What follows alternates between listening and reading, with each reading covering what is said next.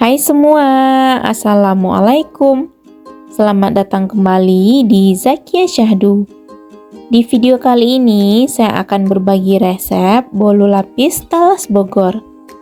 Ini rasanya super enak banget, untuk tekstur bolunya ini juga lembut dan tidak seret di tenggorokan. Untuk bahan dan cara pembuatannya pun juga sangat gampang. Jadi, buat teman-teman yang mau tahu cara pembuatannya, yuk ditonton sampai selesai.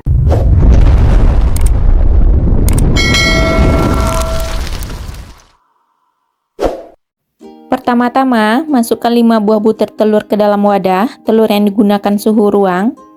Kemudian, tambahkan 150 gram gula pasir dan 1 sendok teh emulsifier, saya gunakan merek SP. Kemudian, nyalakan mixer terlebih dahulu, gunakan kecepatan rendah sampai semuanya tercampur dengan rata. Kalau sudah, bisa kita lanjutkan dengan kecepatan tinggi. Selanjutnya, ini bakalan kita mixer sampai mengembang, kental, putih, dan berjejak. Kira-kira waktu yang digunakan 8-10 menit, atau bisa disesuaikan dengan kecepatan mixer masing-masing.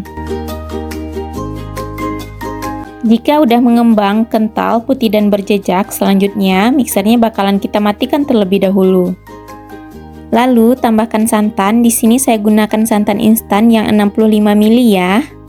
Kemudian ini bakalan kita mixer kembali sampai semuanya tercampur dengan rata, kira-kira lebih kurang 1 menit. Jika sudah, mixernya bisa dimatikan.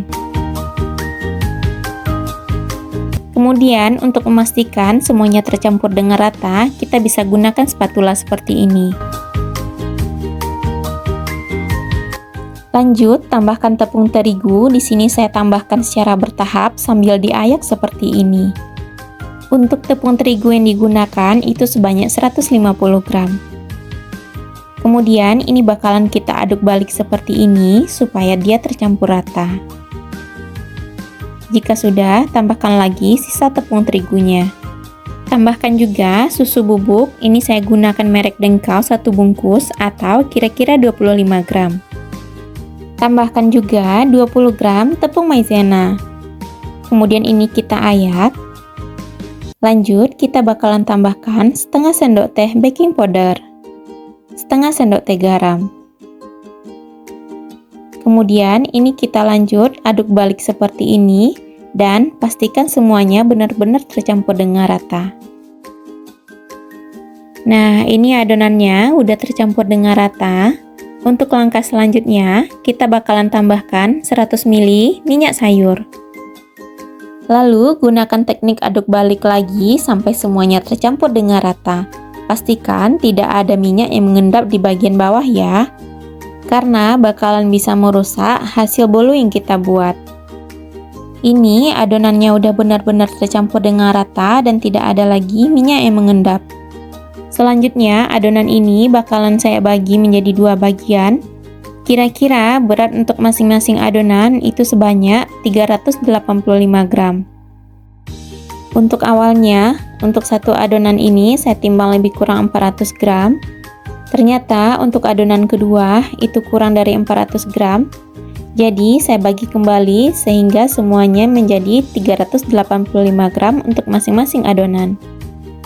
Tips dari saya, sebelum membagi adonan, lebih baik kita timbang adonan secara keseluruhan terlebih dahulu, baru dibagi 2, biar nanti semuanya sama rata. Ini dia hasilnya adonan yang udah kita bagi 2 sama rata. Lanjut, untuk satu adonan saya tambahkan pasta talas seperti ini. Gunakan secukupnya saja. Kemudian kita aduk balik sampai semuanya tercampur dengan rata. Jika pastanya dirasa kurang untuk mendapatkan warna yang diinginkan, boleh kita tambah kembali. Untuk adonan yang satu lagi, saya bakalan gunakan pewarna makanan. Di sini saya gunakan warna orange dan warna kuning muda. Teman-teman boleh gunakan juga pewarna kuning tua. Tambahkan pewarna makanan sesuai dengan yang dibutuhkan. Kemudian ini bakalan kita aduk balik juga sampai semuanya tercampur dengan rata. Ini dia hasil adonannya setelah kita beri warna sesuai dengan yang kita butuhkan. Lanjut, siapkan loyang. Di sini saya gunakan loyang segi 4 dengan ukuran 22 cm. Untuk bagian bawahnya udah saya olesi minyak dan dilapisi dengan kertas roti. Kemudian kita tuangkan adonan. Yang pertama kita gunakan yang berwarna kuning terlebih dahulu. Oh iya, untuk bagian tepi loyangnya di sini saya sengaja tidak olesi dengan minyak karena apa? Ketika nanti bolunya matang dan kita angkat bisa mengakibatkan bolunya turun. Kemudian buang gelembung udara yang terperangkap di dalam adonan dengan cara menggunakan tusuk sate seperti ini, dan bisa juga dengan cara menghentak-hentakkannya seperti ini. Langkah selanjutnya kita bakalan kukus adonan. Sebelumnya di sini saya udah panaskan kukusan dan airnya pun juga udah mendidih. Lalu kita masukkan loyang yang sudah berisi adonan ke dalam kukusan. Kemudian kukusannya bakalan kita tutup. Jika teman-teman menggunakan kukusan seperti saya, jangan lupa untuk bagian tutupnya dilapisi dengan kain sarbet seperti ini. Gunanya supaya uap air tidak menetes ke dalam adonan. Selanjutnya ini bakalan kita kukus lebih kurang 15 menit. Untuk api yang kita gunakan cukup gunakan api kecil saja. Setelah dikukus lebih kurang 15 menit, selanjutnya kita buka kembali kukusannya. Lalu kita bakalan tuang adonan talasnya di atas adonan yang pertama.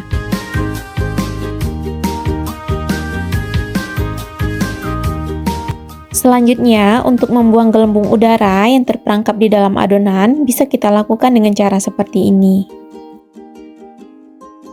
Jika sudah, selanjutnya kukusan ini bakalan kita tutup kembali.